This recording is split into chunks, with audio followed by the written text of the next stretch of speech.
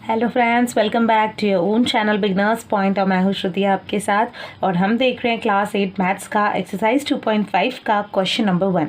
सबसे पहले क्वेश्चन समझते हैं कि हमें क्या करना है। Solve the following linear equations. नीचे हमें कुछ लीनियर इक्वेशंस दिए गए हैं, उसे हमें सॉल्व करना है। सॉल्व करने का मतलब है कि जो उसमें वेरिएबल दिया गया है उसकी वैल्यू को फाइंड आउट करना है, राइट। तो जैसे पहले वाले इक्वेशन में हमें x वेरिएबल दिया हुआ है तो इसे सॉल्व करना है, इसका मतलब हमें इस x की वैल्यू फाइंड आउट करनी है।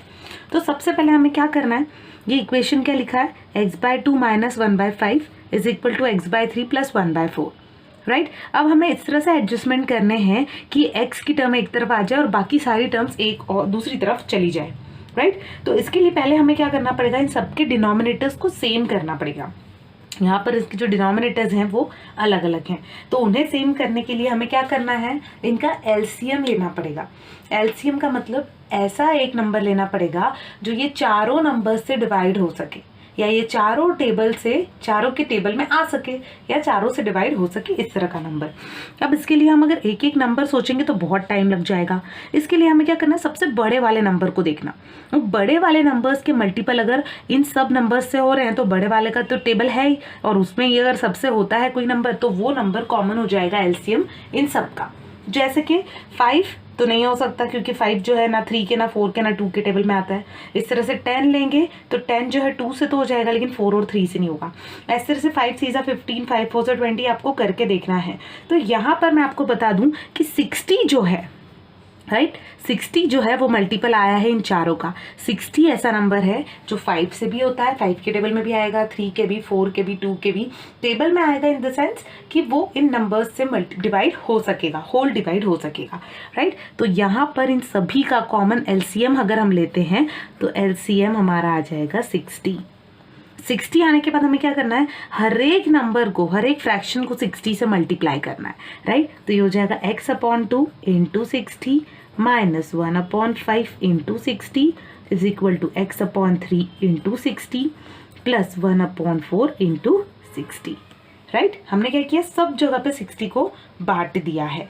अब हमें इसे डिवाइड कर देना है, मतलब जिस तरह से हमें मल्टीप्लाई है उसे सॉल्व करना है। अगर कुछ कटता है तो काटना है, जैसे 2 1 2 और 2 30 होता है, 5 1 5 और 5 12 होगा क्योंकि 5 के टेबल में 5 10 50, उसके आगे और हम 10 लेंगे मतलब 2 टाइम्स, तो 5 2 जाए, मान लो 5 1 5 बचा 1 और ये हमारा 0 2 है तो 5 2 10, अगेन 3 1 3 और 3 2 6 होता है और ये 0 लगाया, 4 1 4 और 4 15 या 15 4 60 होता है। मैंने क्या किया, सब जगह से कट रहे थे क्योंकि कटना तो था ही, क्योंकि एलसीएम में हमने ऐसा लिया है जो उन सारे नंबर्स के टेबल में आता हो या सारे नंबर से डिवाइड होता हो, तो सारे नंबर से डिवाइड होता था। अब हमारे पास क्या टर्म्स बची हैं, 30 into x that is 30x minus 12 is equal to 20 into x 20x और प्लस 15, ये 15 बन जा 15। ये मिल गई हमें हमारा इक्वेशन। और जैसे हमने पहले एक्सरसाइजेस में किया था बस वही करना है, वेरिएबल वाली टर्म्स को एक तरफ लाना है, कांस्टेंट टर्म्स को दूसरी तरफ ले जाना है। तो हम क्या करेंगे, 30x तो अपनी जगह पर ही है, बस ये 20x जो इधर था इसे हम इधर लेकर आएंगे। जब ये यहाँ आएगा तो ये माइनस 20x हो जाएगा क्योंकि यहाँ प्लस था, अपोजिट साइड में जाते हैं तो साइन चेंज हो जाती है। अब यहाँ पर 15 तो एज इट इज़ है। अब ये जो प्लस 12 था ये इधर जाएगा, इधर जाएगा तो क्या हो जाएगा, ये माइनस 12 जो था वो इधर आएगा तो प्लस 12 हो जाएगा क्योंकि साइन चेंज होगी। तो 30 माइनस 20 10 होता है और x हमारा एज इट इज़। और 15 प्लस 12 कितना होगा, 15 प्लस 12 होता है 27, राइट। तो अगर मैं x लिखूँ तो ये होगा 27/10 क्योंकि ये 10 मल्टीप्लाई में था, यहाँ आएगा तो डिवाइड हो जाएगा, राइट। अब 27 और 10 अगर हम चाहें तो इसे ऐसे भी लिख सकते हैं, या आप इससे अगर डिवाइड करते हो तो x की वैल्यू आ जाएगी आपकी 2.7। अगर 27 को 10 से डिवाइड करते हैं तो हमारी वैल्यू आती है 2.7। आप चाहें तो इस तरह से भी लिख सकते हैं, आप चाहें तो इस तरह से भी लिख सकते हैं, राइट। तो 2.7 हमारा आंसर होगा। इसी तरह से दूसरा क्वेश्चन देखते हैं। दूसरे में भी हमें सेम चीज़ करनी है, पहले एलसीएम निकालना है। एलसीएम के लिए हमें तीनों नंबर्स का ऐसा नंबर ढूंढना है कि तीनों नंबर के टेबल में आता हो या तीनों नंबर से डिवाइड होता हो, राइट। तो पहले हम देखेंगे, जैसे मैंने क्या बोला, सबसे बड़ा नंबर हमें देखना है। सबसे बड़ा नंबर क्या है, 6। अब 6 को ही देख लेते हैं पहले। 6 4 के टेबल में नहीं आता, 2 के तो आता है। फिर 6 2 12, 12 देखो 2 के टेबल में भी आता है, 4 के टेबल में भी आता है और 6 के टेबल में भी। तो यस, LCM हमारा होगा 12, राइट। अब बस हमें 12 से इन सब नंबर्स को मल्टीप्लाई करना है, राइट।